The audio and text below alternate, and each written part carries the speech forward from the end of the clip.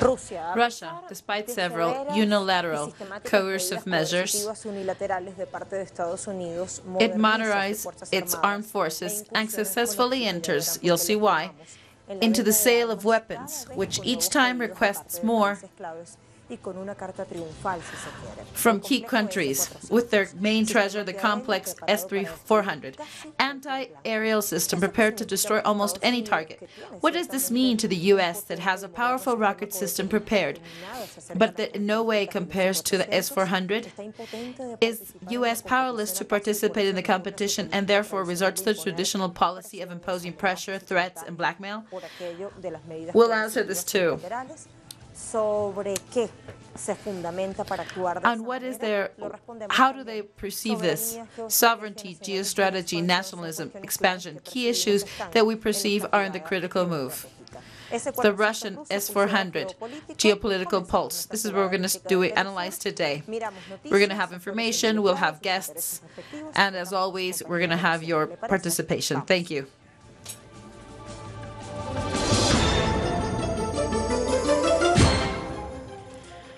Recently, the State Department of the United States reported, "We urge all of our allies and partners to renounce transactions with Russia. If they continue with the purchase of Russia's S400, there will be serious consequences."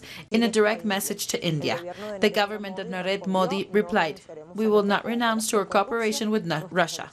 Our relationships are historical." Washington's proposal to sell their system THAAD and the Patriot. Like today, last October, the Prime Minister Narendra Modi made it clear.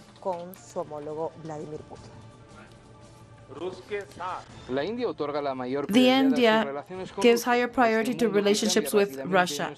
In this rapidly changing world, our relationship has become even more relevant. And there's even more. The differences of several countries to acquire the Russian S400 was expressed in the recent G20 summit in Osaka, Japan.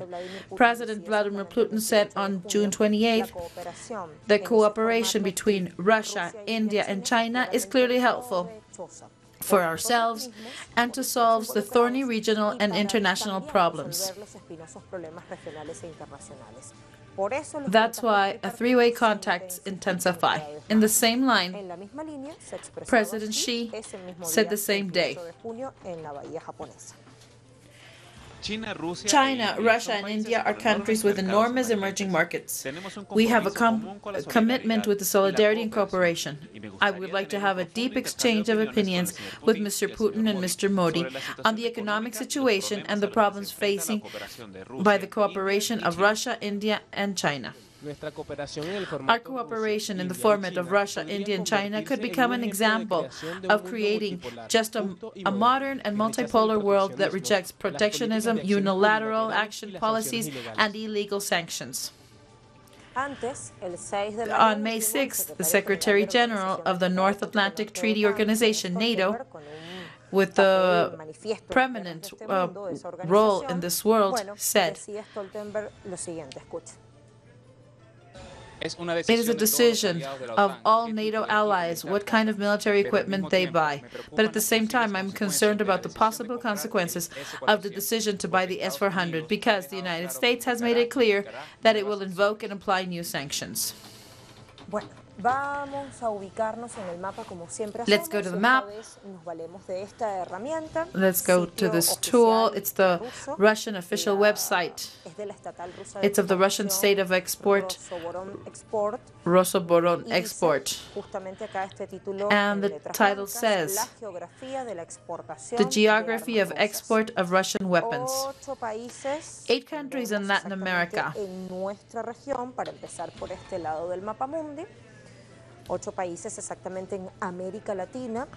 These are 7 in the Southern Hemisphere. There we see Venezuela, that has cooperation since 1945. When we see Colombia, Brazil, Peru, Chile, Uruguay, and in the south, Argentina. And one in North America, which is Mexico, neighbor of the United States, but with cooperation with Russia since 1924. We have 6 in Africa: Egypt, Nigeria, Mali, South Africa, Angola, Uganda. And there we have, in Eurasia, we have Turkey. And we'll see why he's a key actor too. In Europe, we see Greece, France, Belarus. In the Middle East, we have Jordan, United Arab Emirates, and Syria. And we've got 13 in Asia. However, there are former members of the USSR that are also considered part of Asia. It's China, India, Pakistan, Sri Lanka, Bangladesh, Thailand, Vietnam, Malaysia, Kyrgyzstan, Turkmenistan, Uzbekistan, Armenia, and Indonesia. Y luego también visualizamos en el mapa a Indonesia. Bueno. Okay, so we have located. So we see that 25% of everything that is sold in weapons is sold by Russia, and they are the second in the world that sell weapons.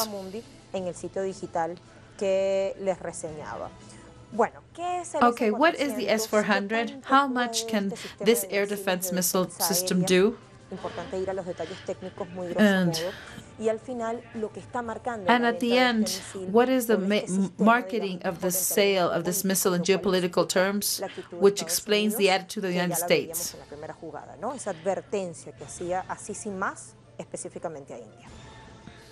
The S400 Trump is a long-range anti-aircraft missile defense system developed by the Central Design Office of Almaz of Russia and placed at the service of the Russian armed forces as a substitute for the S-300. Its creation began in 1990s, but it was not until 2004 that the project was announced. The system is designed to reach all types of aerial targets, aircraft, cruise missile, and ballistic missiles, including medium-range ones, and can also be used against ground targets. Its length ranges 400 kilometers, and it is capable of destroying targets at an altitude of up to 30 kilometers. It is integrated by a command and control system. It has different radars. It has up to 8 systems of 12 missiles at ground and air.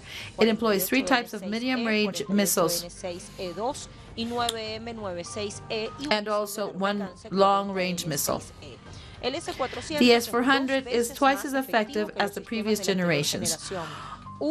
It's the only one capable of selectively deploying up to 5 types of missiles. All operations are automated, from targeting detection to scope analysis. It is considered a 4+ generation system for its characteristics and combat capabilities. It has increased detection and tracking of targets under the cross-section of the radar at a very high and very low altitudes, while retaining mobility in all terrain at very high level, with their transport trucks to operate as a defense front against the attack of nuclear and conventional systems of NATO and the ballistic tactical missiles ICBM of the United States. It's considered the most advanced Russian defense weapon there is. Its exportation has become an important diplomatic tool and political weapon, as well as a source of a desirable income for the Kremlin. The commercialization of the S-400 is an effective way with which Russia achieves a remarkable geostrategic influence while annihilating countries such as India, Saudi Arabia, Qatar, Turkey, Iran, China, which are all key in the orbit of Washington. It seems that this is not all. Russia is going to go with all of it. And this is what we can see on Hispan TV, published on June 30th, just 48 hours. It says, Russia begins production of the anti-aircraft system S-500. Sergei Chemov, director of the Russian state Rostec, confirmed on Sunday that they're even through the army has not adopted them, so he chose not to speak more about the matter.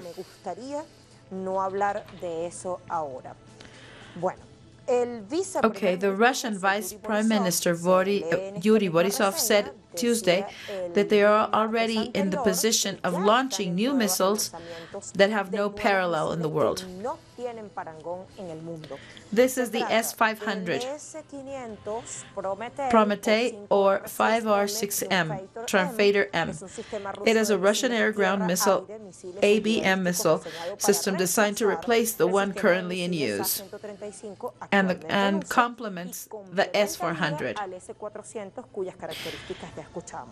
It has a range of 600 kilometers and can simultaneously intercept up to 10 ballistic and hypersonic missiles and travel at the speed of 7 kilometers per second.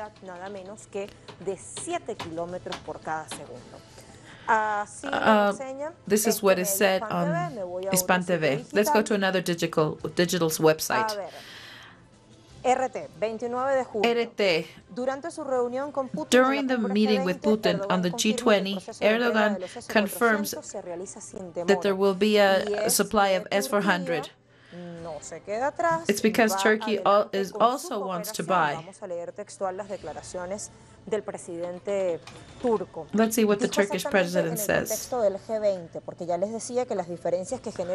He said that this in the G20. I want to say that our priority for cooperation is the joint construction of missiles, sharing technology. And according to my understanding, there is no delay in turning in the missiles, so we will have them by July. Algi also states his presence because Turkey is a main actor. We suggest the reading of Mr. Ducci, where it says, the U.S., the locomotive of the world military spending. He says, like China, Russia, and other countries that question the hegemony of the dollar, together with it the whole economic and political system, the United States goes to the war of the letter of war, devoting 25% of its federal budget to the world's most expensive war machine.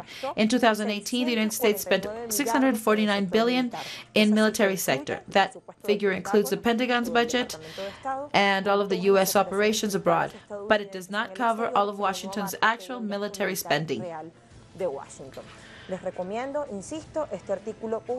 This article is very good. It's published in Voltaire.net. And there's one last element we want to clarify before we go to a pause. That is the CASTA law, the instrument by which the United States is using to prevent other governments from a sovereign decision to buy weapons from one or another decision. From another country. In 2017, the U.S. created a law to impair adversaries through sanctions, known as CASTA, by its acronym in English, which was passed by Congress on July 28 and signed by President Trump on August 2nd of the same year. The law established extraterritorial measures and provides the imposition of sanctions on any person or entity linked to the defense or intelligence sector, Iranian, North Korean, and especially with the Russian Federation. Russia, as the second largest arms exporter in the world, represents a threat to the U.S. arms market, which stands at the first seller of weapons in the world. It is a national legislation that the United States uses as a manipulative mechanism to corner and intervene in matters of other countries. However, it does not appear to be achieving results in attempting to pass through its own statutes by imposing sanctions on people outside its jurisdiction. So with all of these data, I was just writing down some things to have on my mind. Are we dealing with a geostrategic problem? That is, geomilitary considerations associated with geographical factors, resources of a countries with a geopolitical objective? Does Russia take the lead with the development of system, and does the United States try to counteract it? Is this what's happening? a ciencia cierta es lo que está ocurriendo en el campo de los hechos. Se lo consultamos a nuestros analistas. We'll be back with our guests and just as soon as we have a pause. We'll be right back.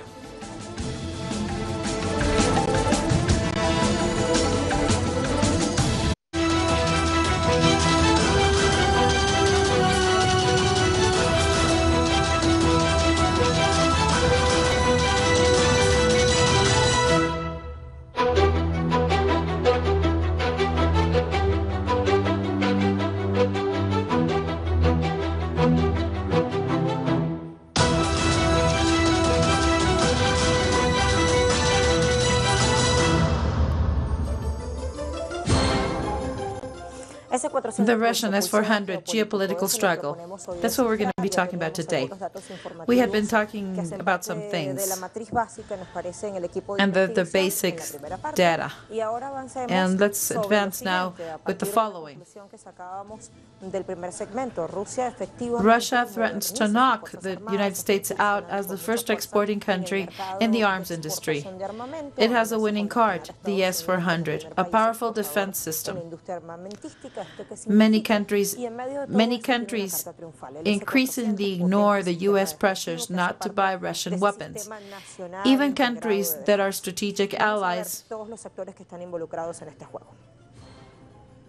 Many countries increasingly ignore the U.S. pressures not to buy Russian weapons. Even countries that are strategic allies of the White House, like Saudi Arabia, and also acquire war material from Vladimir Putin. Another of these nations is India, which has bought the Russian defense system S400 and has been the country that acquired the most Russian military material during 2018, after China and Turkey. India bought 5 regiments of the S-400 for $5 billion.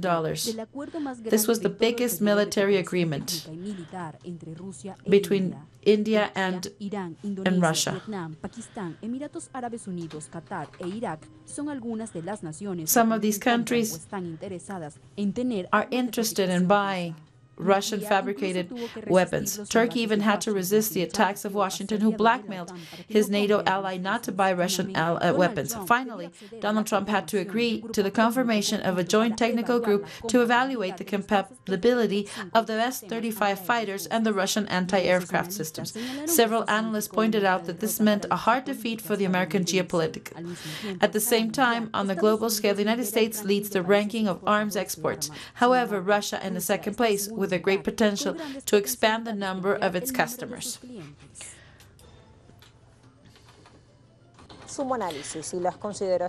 Let's go for more analysis.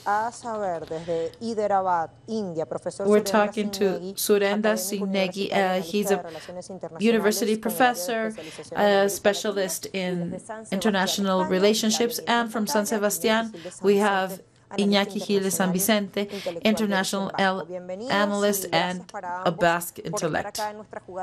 Thank you for being with us.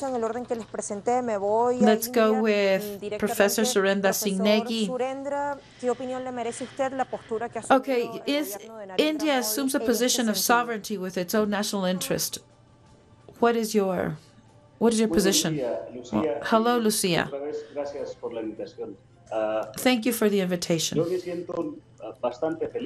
I feel very happy due to the measures that Modi's measures have taken in this last G20. I really didn't expect them. But India has shown its firmness. And first in this meeting with Mike Pompeo here in New Delhi and now in Osaka, and the series of meetings that there has been among many countries, of which India also has an important role, because the Prime Minister Modi met with the Prime Minister of Japan and with Donald Trump and with the Chinese president and with the leaders of the BRICS group. So this summit, G20, had some multilateral and bilateral meetings that to a certain extent clarify that the world is no longer single polar, and that sooner than later the U.S. administration will have to live with the reality that they no longer rule the world in the military and economic aspect, and that they will have to live with it. And so the context in which India has clarified directly, first to Mike Pompeo, and then later to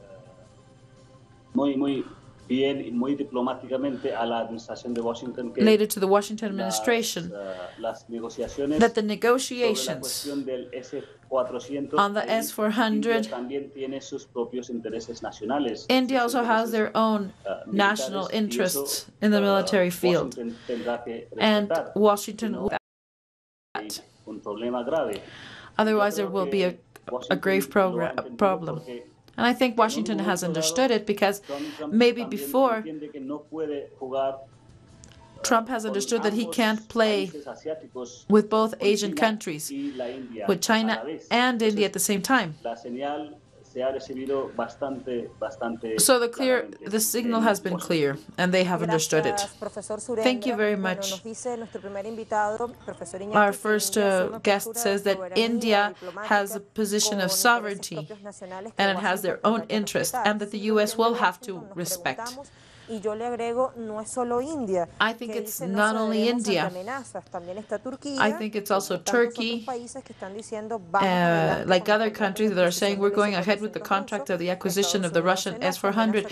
United States get angry and threatens with sanctions. In the meantime, Russia seems to have primacy and the vanguard position, and we are dealing with the key issue of geostrategy. Well, I believe that there are several issues at hand here. If we only see the superiority of the S400, we can see that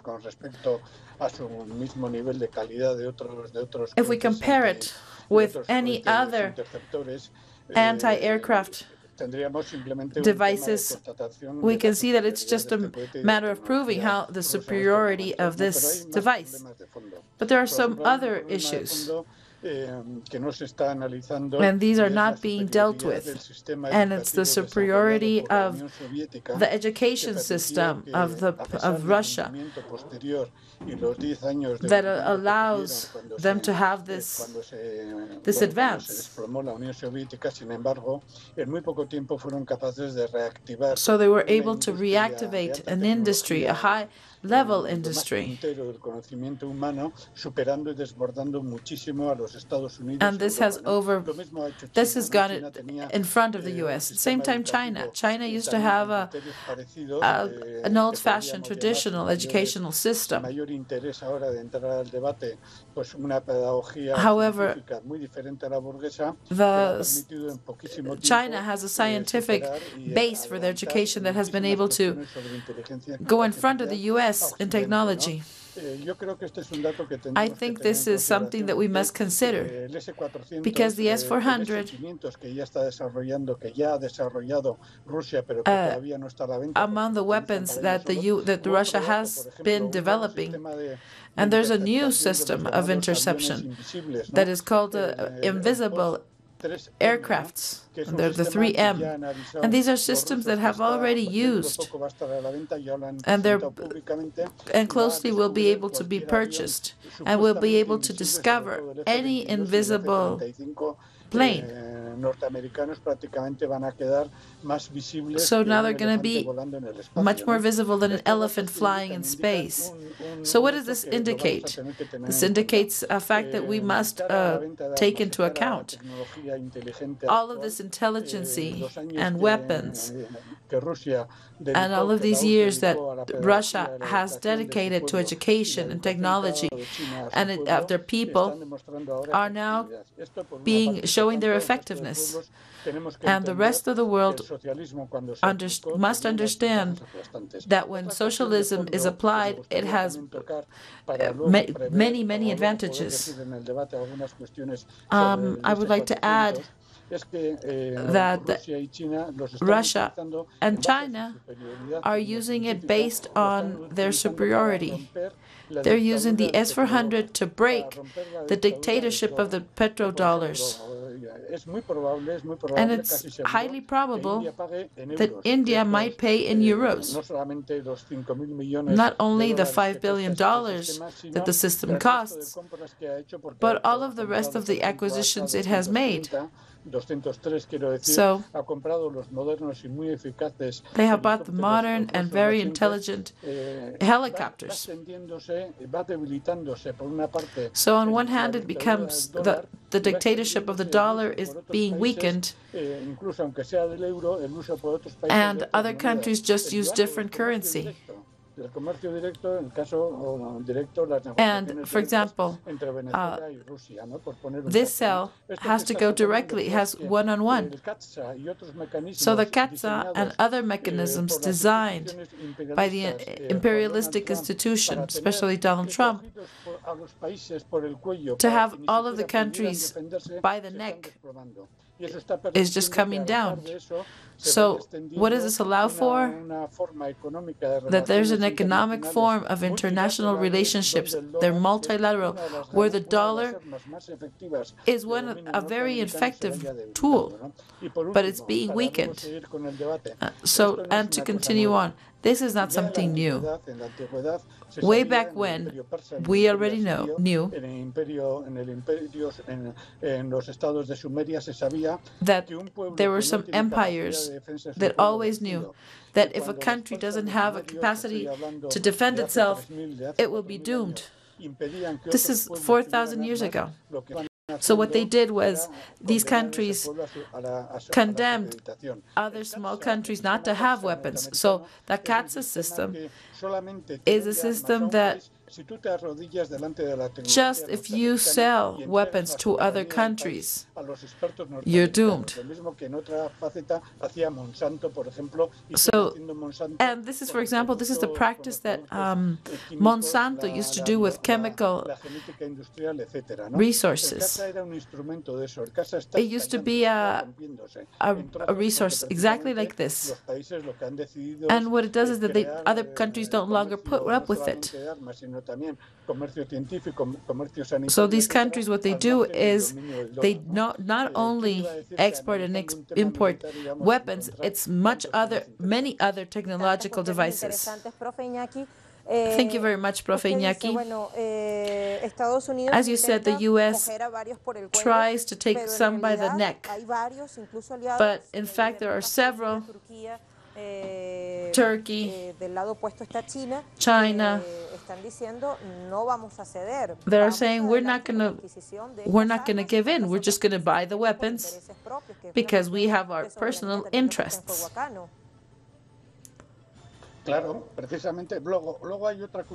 Of course. Then there's another situation that I did not comment on, which is the system of the Russian weapons and that China is beginning to develop.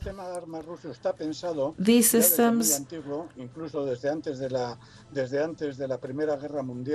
even it's thought so the weapons be used in very bad conditions that are not they're not like the cities of the US or Europe, which are urban spaces that have a lot of resources that can come at any time, and with enough technology support.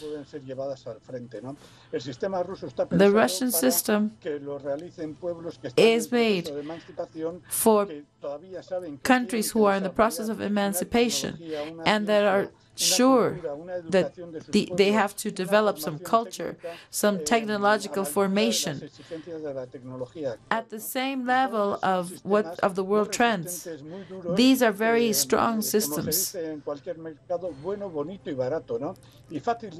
And of course, it's incredibly easy to maintain because the S400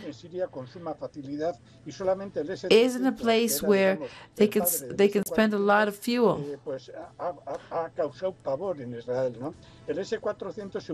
So the S400 is used as easily as smaller missiles. That's why so many countries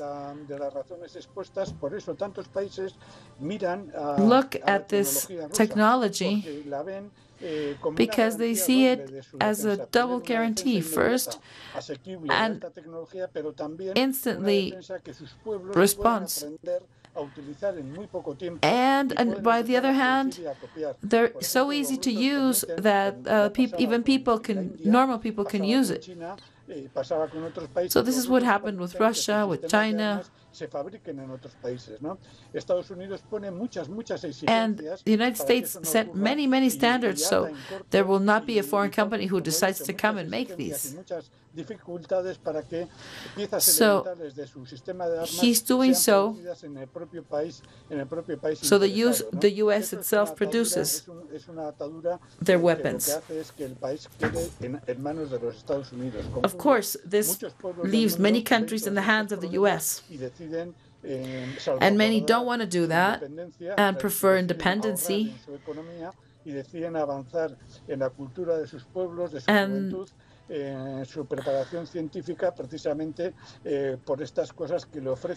so this is where the breach is. A country that's basically socialist and another country which is not.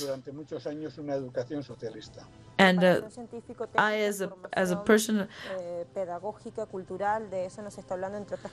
you're speaking.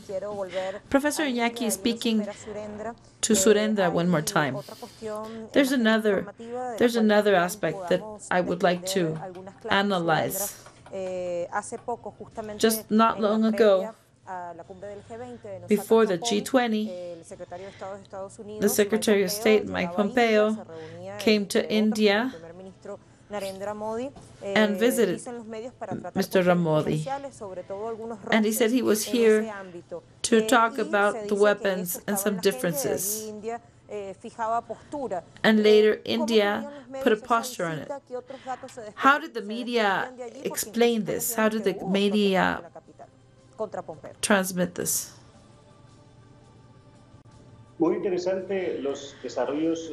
Very interesting. All of the developments happened in the last days. It's very curious how Donald Trump, just before leaving for Osaka, wrote a tweet both for India as well as for China. But of course, when it gets to Osaka, it totally changes. Same thing happened with Mike Pompeo. When he came here, they asked for a report on the situation of the religious minorities in India. And this is a topic that I personally think made the president uncomfortable. This was also reflected in the news media. Because first, what the press release said was that the U.S. had nothing to be having an opinion on her hair, because this is a very important topic for the right-wing people. Going back to commerce, I believe that next year, just like Donald Trump will have elections in his countries. One of the most important companies to go back to the presidency will be the group of cowboys of India. They are opposed to the sanctions, well, to the measures that Donald Trump had taken against India, taking away the quality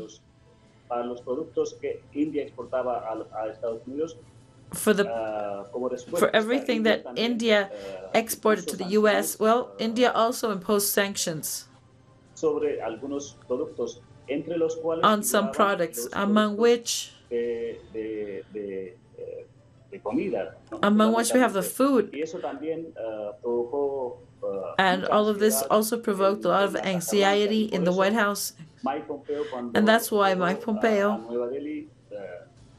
when he arrived to New Delhi, he had already lowered his voice a lot.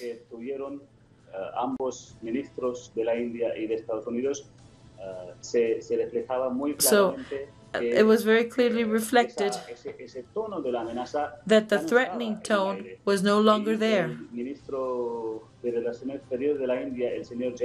And the foreign minister of Foreign Affairs was very clear with all of this. So regarding the economic interests, regarding stability and regional, about Afghanistan, about Iraq, and also with commerce, he clarified that this is not the way to do it. We will have to negotiate first. And Mike Pompeo didn't have that tone, which is the one you are hearing now.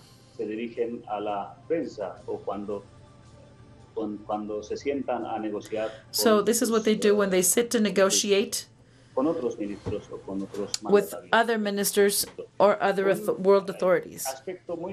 A very important aspect that I observe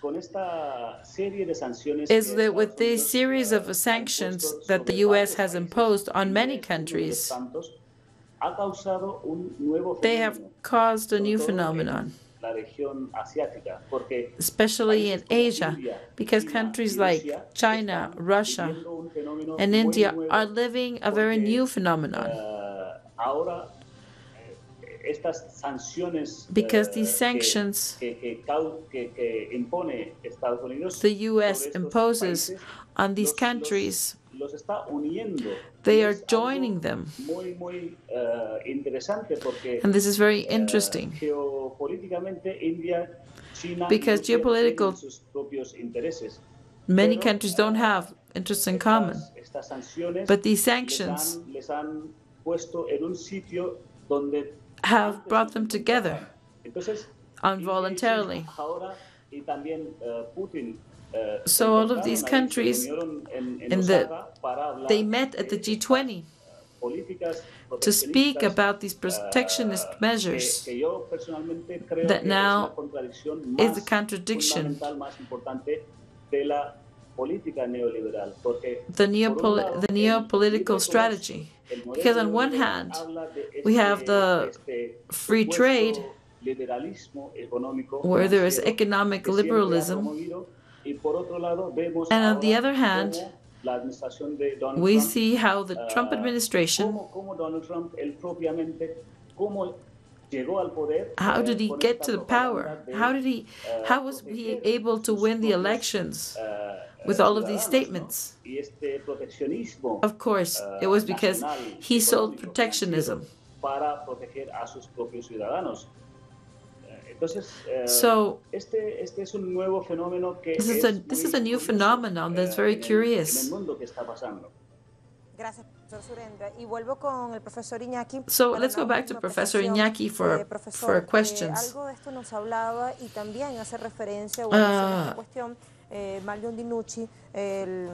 What do you think about teníamos como recomendación en un artículo publicado por la red Voltaire, con un sistema with a system menos basado exclusivamente en la hegemonía del dólar, based on the U.S. hegemony? It doesn't come from the real capacity, but that has a military spending that pushes other countries to spend more too, just like Italy, for example. que está perdiendo espacio, un espacio geoestratégico. If they think that they feel their space, do you think there's something else that they can do? Bueno, Well, Estados the Unidos United States está haciendo lo que en su tiempo también is fue doing la suerte de Gran Bretaña what a the finales del UK siglo did XIX, comienzos at del the siglo end XX, y lo que of the antes 20th había sido century. a finales del siglo XVIII, a mediados del siglo XVIII, lo que había sido la suerte de And Holanda, ¿no? Y lo que anteriormente había sido también la suerte del norte de Italia con Florencia, con Génova y so con these are las several islas, cities that follow con the las same ciudades del norte de Italia que fueron fate. la cuna del capitalismo, ¿no? Cuando un país, en When a este caso Estados country, Unidos, como in antes this he case dicho, the el caso de Gran US, Bretaña, de Holanda, etcétera, pierde capacidad loses productiva, está their descendiendo en la productive producción capacity, de valor, en la producción de riqueza, de valores de uso, de valores de cambio, que no solo en el manejo not de only dinero, in de the capital ficticio y de capital financiero que no produce valor, etcétera, not etcétera, only es un financial país que va en capital. retroceso, ¿no? It's a Eh, country that's y esto es lo going que está backwards. pasando a Estados And this is what Unidos. happened to En the los años US. 60 y 70 Estados In the Unidos 60s and the tenía un 70s, crecimiento the del US had a growth 4,4% of en la 4.4 década, ¿no? En los in the años decade. 80, 90, Later un on in the poquito más, 80s and 90s, bajó al it went back 2,2%, to 2,2. 2.2. Posteriormente bajó al Later it 1,4 reached a y 1 está point. estancada ahí, ¿no? And it's Y es just un país que se been está there. desindustrializando It's a y country que that's becoming sobrevive deindustrialized por la and compra masiva de survives capital, por el saqueo de otros países, porque controla, como because hemos they control the comentado, dollar, and through this, el petrodólar, they're able to get some money y for porque that. tiene también centenares de bases en todo el mundo. And ¿Esto qué because they have many le military lleva bases all around the a world. una economía militarizada, a lo que se This llamó takes hace them unos to a años military el spending keynesianismo of a very militar, high ¿no? range. Podríamos hacer una especie de comparación We could histórica, ¿no? say a El historical Imperio comparison Romano, la when the República Romana, Roman dejó de Empire ser económicamente productiva was no porque los longer campesinos de economically la República strong. Romana y de zonas de Europa dejaron de ser rentables y se les sustituyó por So esclavos when the y farmers dejaron were de no producir, y longer Roma useful tenía que and they were changed by saquear otros slaves, países so Rome had e to go imponer a otros países unas and condiciones fight durísimas de against other esclavitud, countries to como no impose era rentable económicamente slavery la economía romana, and to empezó a keep their un economy imperio afloat. militarizado. Cuando ese imperio militarizado se agotó, porque otros países aprendieron And as you a can see, combatir well, al ejército romano, Rome Roma se became despropió, Roma se hundió. spent a lot in Sobrevivió la militaries, Roma oriental y but Francia when the porque people recuperó learned su how to economía fight y them, pudo then it mantenerse was 1000 over. años más durante, pues prácticamente hasta 1450 y tantos, And que fue they were ocupada able to por just stay Turquía, ¿no? there Esa es la until the suerte que está ocurriendo 1940s. ahora, cambiando muchas This is distancias, what's que happening está now, ocurriendo a maintaining the Norteamérica. differences. Cuando un país deja de producir When a valor, country su no longer industria se marcha produces, afuera, su industria no es rentable y sobrevive por el saqueo económico, por el control del so capital when they just want financiero to y del control capital the ficticio, finance through the por money la presión y currency la amenaza y el chantaje and through the militar, threat and the etcétera, etcétera, es un país que blackmail, ya this is a country that está unequivocally condenado a is desaparecer condemned to o a ser un país disappear secundario, ¿no? or Esto be es a lo que le secondary pasó a Gran country. Bretaña This is what en happened su to tiempo Great hasta Britain. hacer crack ya en la mitad del siglo XX, ¿no? Previamente le había pasado a Holanda también. Previously, it had Pasó a had to escala, happen pasó to al Imperio Holland. Español también It en su happened to momento, the ¿no? Spanish Esa es la Empire. suerte de Estados This is Unidos. Lo que the intenta fate Donald of the Trump en US. estos momentos What es Trump is revertir trying to esa do situación. is to revert the Intenta situation por todos los medios by every militares, ways de possible. advertencia, de amenaza, de terror, etcétera, etcétera. He's Intenta trying to recuperar la industria interna, pero ya no puede.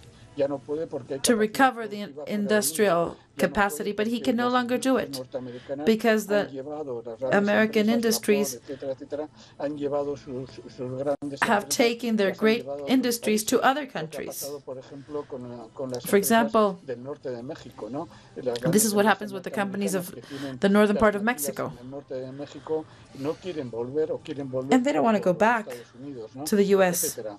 Y aunque en estos momentos And Estados even Unidos tiene un if at pequeño auge this económico, moment the es un US pequeño has auge a económico small no basado en la growth of the recuperación US, de la economía it's not productiva. based on the Esto, digamos, productive es lo economy. que se está librando y lo que ha hecho, So this is concluyo, what's lo que happening. ha Let me hecho en estos finish with momentos this. Donald Trump What al Donald acudir al Trump G20 has done en by Japón ha sido going to the amenazar a todo el G20, mundo what porque he's está viendo just que done todo is el to mundo threaten de everybody, un modo u otro se because está what he sees resistiendo is that all of the other al countries intento de resist to reconquista follow que his está orders dirigiendo Donald Trump. Eso es lo que and está to be ocurriendo. reconquered. Gracias. Thank you very much, Sebastián, y lo Iñaki. mismo el agradecimiento para Surendra, And thank you for profesor desde Surenda, too. India. A ambos, muy valiosa la intervención para Very nuestra audiencia, important, seguramente por la cantidad very de important, datos all que of your nos hemos recibido, inputs. seguro así se ha valorado.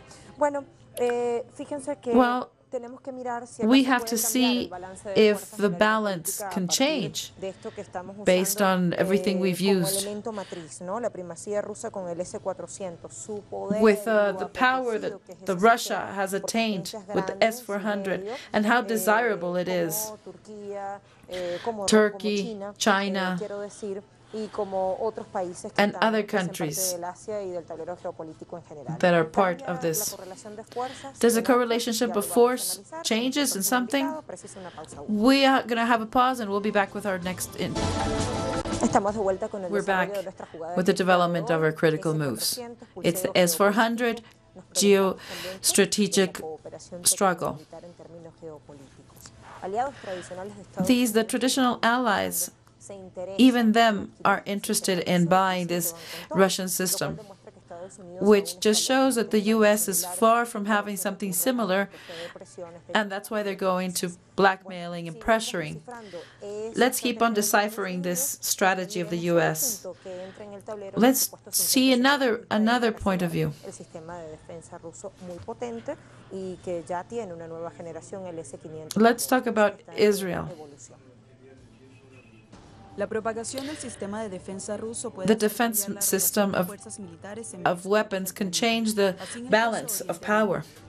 This happens with Middle East. The U.S. has never been so counterparted from another country, and the S-400 can bring down many type of aircrafts that used to be considered unreachable. At the same time, the selling of all these weapons generate many income, a lot of income to Kremlin. This is what happened to India. Lately, India had bought this device from Russia, and even the U.S. accepts this weakness. He said that some U.S. allies are going to our competitors, like Russia and China. Washington decided to launch the CATSA law, trying to restrict countries from buying from Russia and Iran. However, countries don't even care, and they keep on doing it. Israel, even their army, along with Greeks, have carried out trials with Russian weapons. The Israeli exercises came from the concern of Turkey's purchase of the S-400. Let's continue with the analysis with Marcelo Ramírez. He's with us from Buenos Aires. Bueno, le pregunto su opinión al respecto, ¿no? Let me ask you estábamos conversando con nuestros anteriores invitados. Your opinion on all of this. Involucrados con intereses muy distintos. ¿Está destinado Estados Unidos a perder espacios? Is the United States doomed to losing their supremacy? Sí, yo creo que sí, que realmente lo que estamos viendo, bueno, es I think that yes, well, what we see is a sunset of the U.S. in this area. This might be one of the most sensible ones, where they need to be able to develop. And in their anti-missile and the supersonic missiles, well, Russia has been able to go forward. Now we can see that the S-400 has a reach that goes beyond the U.S. They can detect missiles faster, the altitude is larger, so is the range.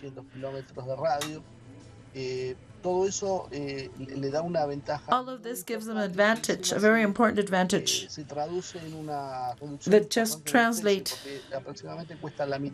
de lo que cuesta un sistema Patriot. in the fact that it costs half of what the Patriot systems had. So now countries go to buy them because they're better and they're cheaper. And this happened with Turkey. Although they were members of NATO, decided to incorporate the S-400 to their arsenal, and the U.S. threatens them, and Turkey says, sorry, we're going where we're going anyway. And now the U.S. is imposing themselves through economic sanctions and diplomatic sanctions. Could this determine changes in the geopolitical world? Well, yeah, I would guess so. In the case of India, it's even more complex because 70% of their armed forces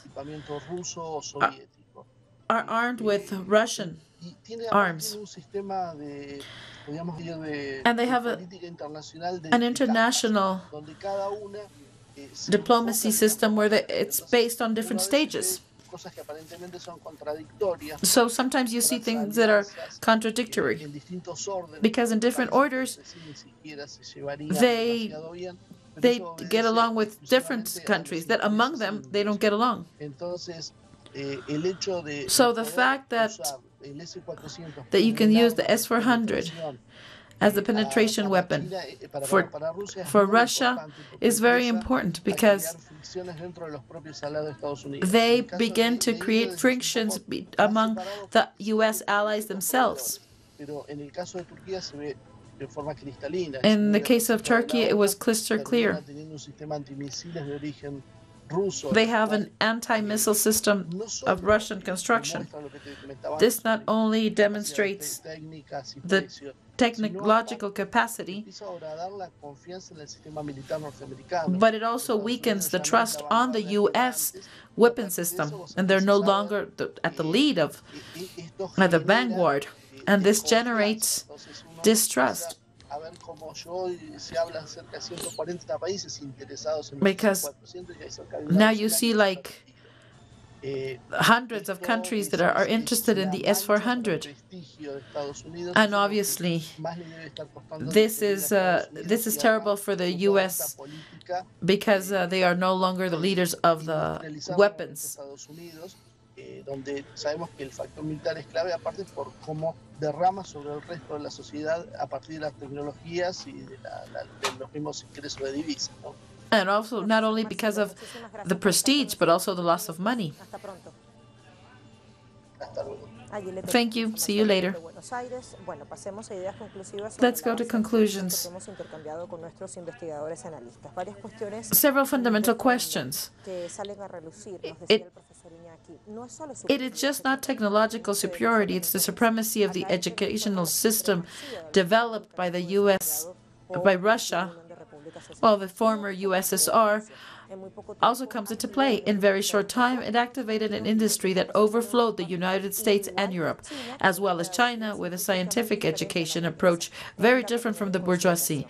It is a fact to consider it is totally effective. Russia and China are based on that scientific superiority, interested in breaking the dictatorship of the petrodollar, and in the case of the United States, in the hegemony that grants it the dollar currency.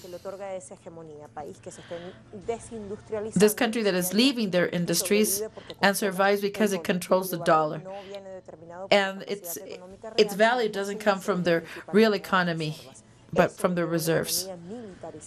And this is what it takes them to a militarized economy. Their fate is to disappear, and by all means, especially by the terror, Trump tries to reverse that destiny, trying to reactivate the domestic industry taken to other countries. S-400 is a geopolitical weapon, a loss of prestige, which is the most difficult for the U.S. to digest. This is the S-400, a pit hole against the recolonization of the U.S. Thank you very much for your attention.